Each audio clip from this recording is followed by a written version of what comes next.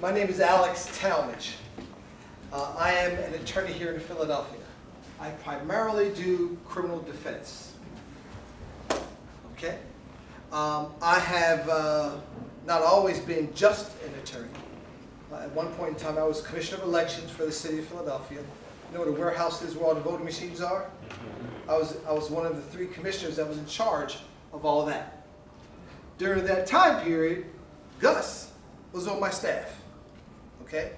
I didn't just meet Gus. I've known Gus since I was 8. He knows better than I do. Okay? We grew up on the same block. We played basketball. We developed the basketball. I'm sorry. They developed the. I was the youngest one, so they developed the basketball team. We went all around the city: North Philly, West Philly, South Philadelphia. They played. I sat the bench. Okay. But I learned a lot sitting the bench, so that when my time came, I was ready. Sitting the bench isn't always bad if you learn something while you're doing it. Okay? So when my time came, I was ready. That's important. When your time comes, you have to be ready. Gus talked about a lot of different things, and I'm going to just hit a couple things that I think are very important.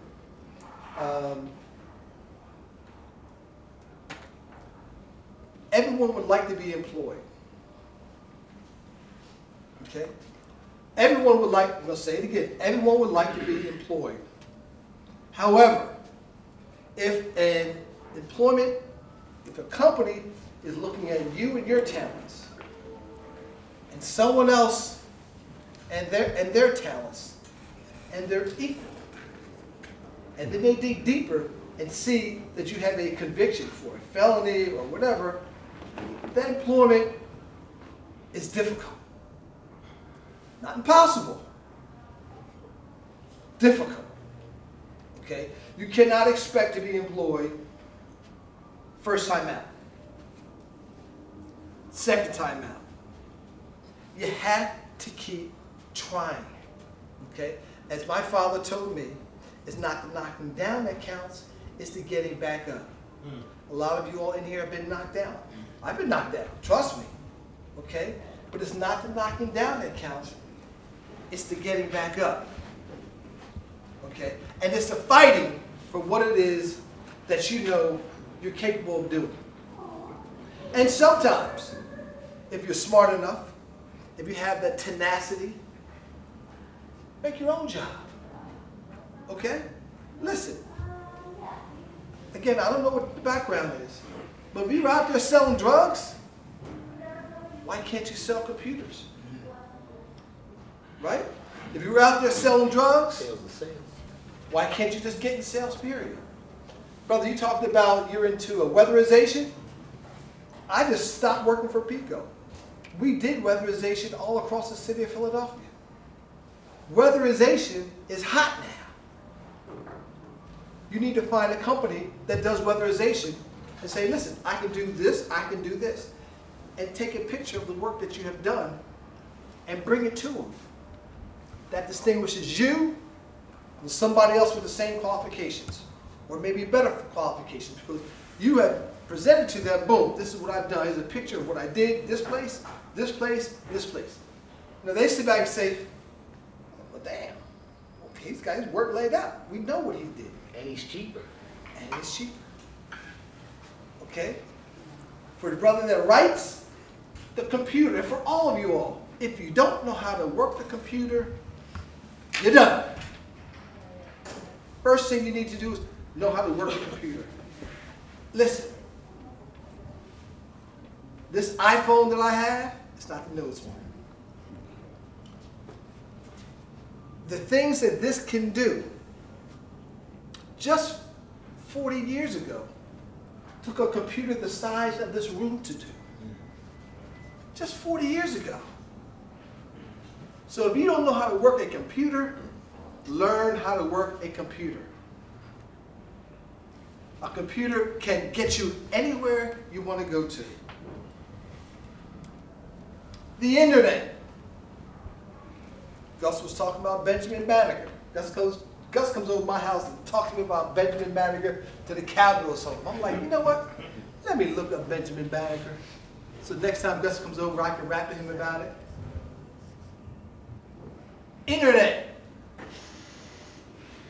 Anything you want to know about anybody or anything, you can find out on the internet. You don't have to go from your house to the library, or your house to the Library of Congress, or your house to City Hall to do research. You can do any research and discover anything that you want on the internet, but you won't know how to work the internet until you know how to work the computer. Okay? Now, there is good news and bad news. As you all know, when you all went to fill out an application, it always said somewhere either at the top or in the middle or in the bottom, have you been convicted of a criminal offense, right? And what did you have to do? Check it off. Or if you didn't check it off, and they found out later. And they found out a year or two later, guess what? You're terminated. Okay? And they would say, you're not terminated because you didn't do good work, you're terminated because you lied. Okay? How many people know of other people who go to jail because they lied? Who's that? Marion?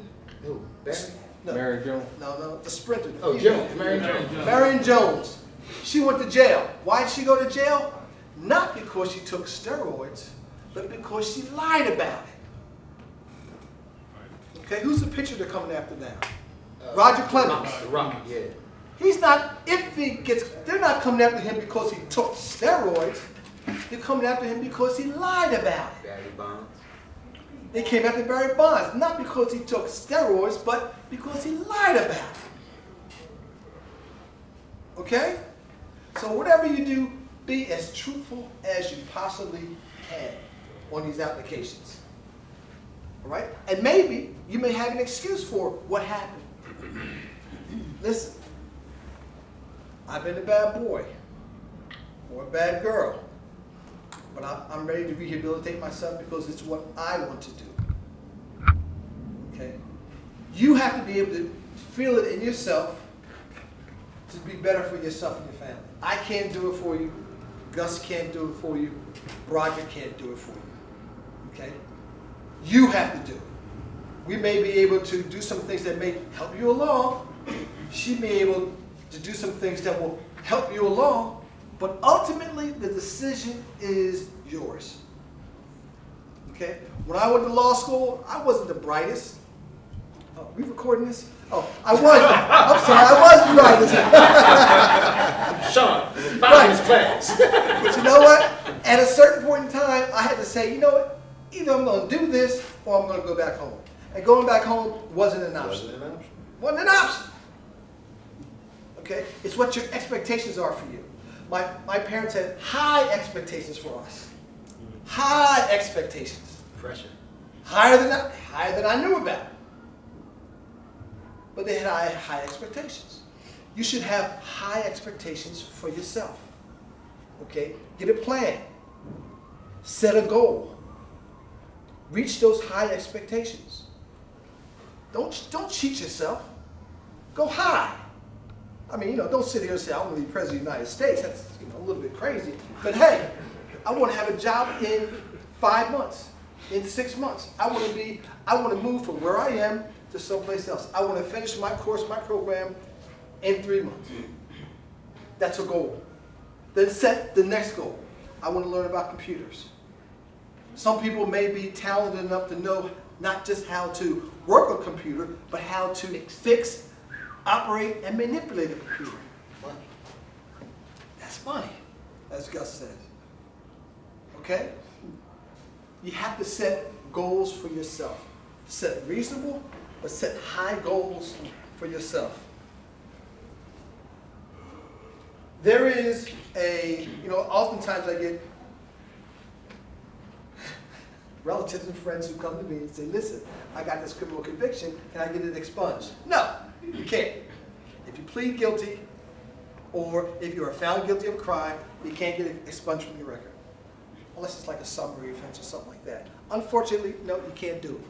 Tried it, didn't work. Okay? However, and I think I was going to say this before, there is a city ordinance that says that they will no longer ask that question. Were you convicted of a crime? I think that's only here in the city of Philadelphia.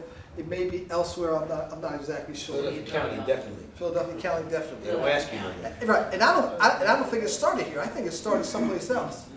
Okay, so there is a movement now because they see that there are so many people unemployed, and there are so many people who are unemployed who are talented, and a lot of these people who are unemployed and talented have a criminal record.